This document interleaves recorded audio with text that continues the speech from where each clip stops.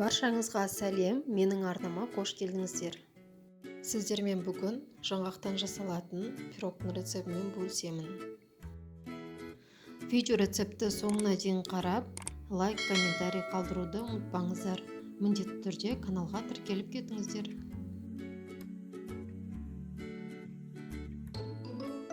Пирогтың құрамына керекті заттар: жұмсақ сары май, қант ұнтағы, ұн, 2 жұмыртқа және де разрыхитель керек болады.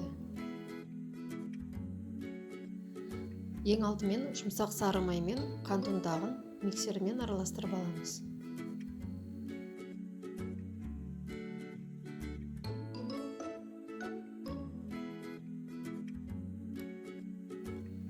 Үстіне 2 жұмыртқаны салып араластырамыз.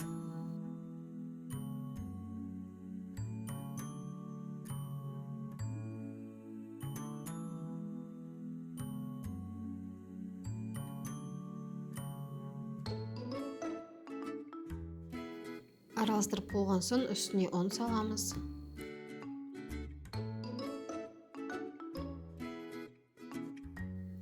Және де разрыхитель саламыз.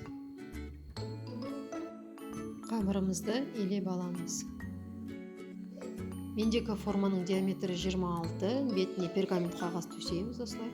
Және де қамырды 2 бөлікке бөлеміз. Бір бөлігін бетін жапқанға, пирогтың екінші бөлігін осы формамызға бір тегіс қылып жайып шығамыз. Мінекей осылай форманы алдын ала жайып дайындап қоясыздар. Ендігі кезекте пирогтың салмасын дайындаймыз.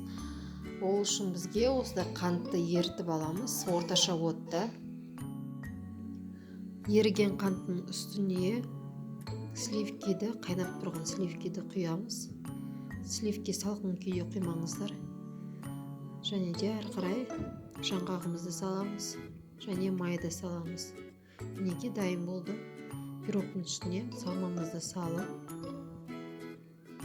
бетін қалауларыңыз бойынша әрлеп шықсаңыздар болады. Пирогтың бетіне жұмыртқаны сарысын жақсаңыздар да, және жақпасаңыздар да болады негізі. Пирогты нала қызып тұрған пешімізде 170-180 градуста 25 минутта пісіріп аламыз. Мінекей пирогымыз дайын болды. Бұл өте дәмді болып шығатын пирог. Барлықтарыңыз ұнайды деген сенімдемін. Міндетті түрде жасап көріңіздер. Және де каналыма тіркеліп, лайк, комментарий қалдыруды ұмытпаңыздар.